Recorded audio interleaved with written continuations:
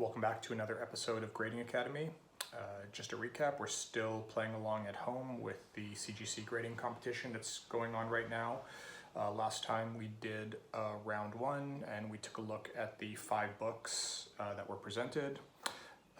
So this week we're going to be doing, well, surprise, surprise, round 2. So let's get started. The first book was Shock Suspense Stories number 9, a really old book. And taking a look at this book, you know, the first impression is that this is a medium grade book. There's substantial wear presenting on the front cover, especially along the top corner. And you'll notice that this particular copy has a reader's crease. In case you don't know, a reader's crease is a long vertical crease that runs along the front cover spine. Makes sense because when you would read a comic book, if you weren't careful, you know, you would apply additional pressure along that line.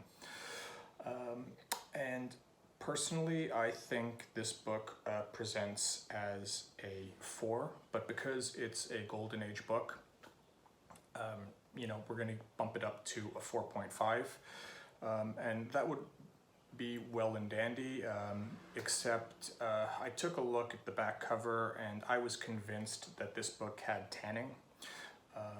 Even now looking at it, it looks as though there's you know, a light brown halo around at least 3 of the edges. But according to CGC, there is no tanning. This book came back as a 5. So I didn't do so well because I submitted a grade of 3.5. This is a pretty poor grading attempt on my part. I think maybe I overcorrected from last time where I missed tanning, and I just didn't want to get burned again in the same way. But I got burned in a different way, the exact opposite. So moving along to the second book. The second book is a really old book, Submariner number 36. This book has a lot of issues, especially a significant spine roll. It's got rips. It's really showing its age, but I think it presents as a textbook 1.8, and because this is a golden age book, I bumped it up to a 2.0, and that's exactly what CGC decided this book should receive as well. So bullseye there. Moving along to the third book. The third book is Wonder Woman number 159. Again, taking a look at this book, this is a mid-range book that presents really well. I especially love it when books retain their gloss, which this book does. But if we take a closer look at the back cover, running right down the center of the back cover is a subscription crease. A subscription crease is similar to a reader's crease, except it develops because when subscribed books were mailed, they were usually folded, and a subscription crease can appear on one or both covers. And you know, I was pretty proud of myself for catching that, considering you have to zoom in pretty closely. And subscription creases are handled or punished quite heavily by CGC. I think 5.5 is a good starting point. And because the rest of the book presented so well, I decided to leave it there. CGC disagreed. This book came back as a 4.5. Most of the contestants in the contest overgraded this book, which kind of makes me feel justified.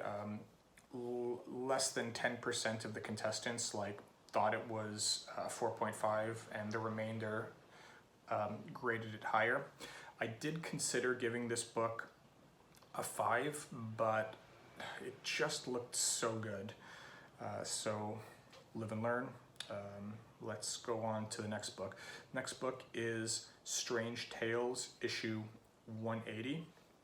And this was a solidly presenting book.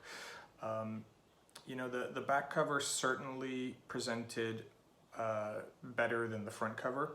And so scrutinizing the front cover, you know, you've got one or two creases along the top and bottom right corners. You've got some minor chipping along the right edge. And if you really zoom in, you're going to notice some small color breaking creases along the spine.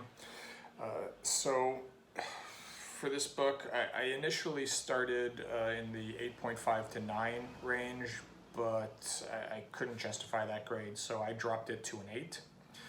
I didn't drop it hard enough because this book came back as a 7.5, which I think is a little harsh but fair.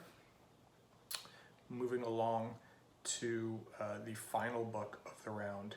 This book is a title that I'm not familiar with, Showcase number 94. For me personally, this was the easiest book of the 5 to grade. I thought this book was a textbook 5.5. It had some spine wear, it had some issues along the edges, and some creasing that, you know,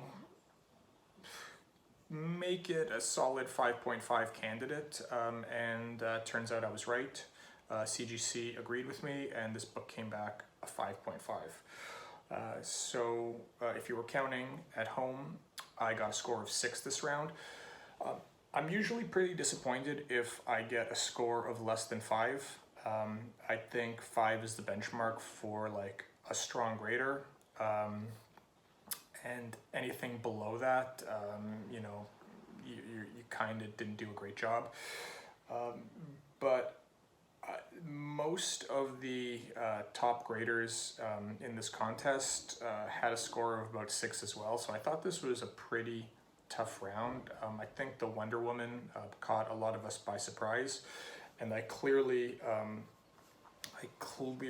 misjudged the first book, the shock and suspense stories.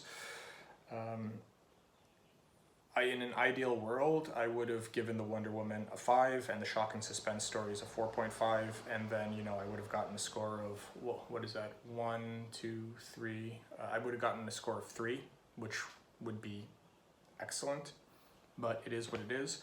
I didn't really move up in the standings, but I'm still in striking distance with 1 or 2 strong rounds.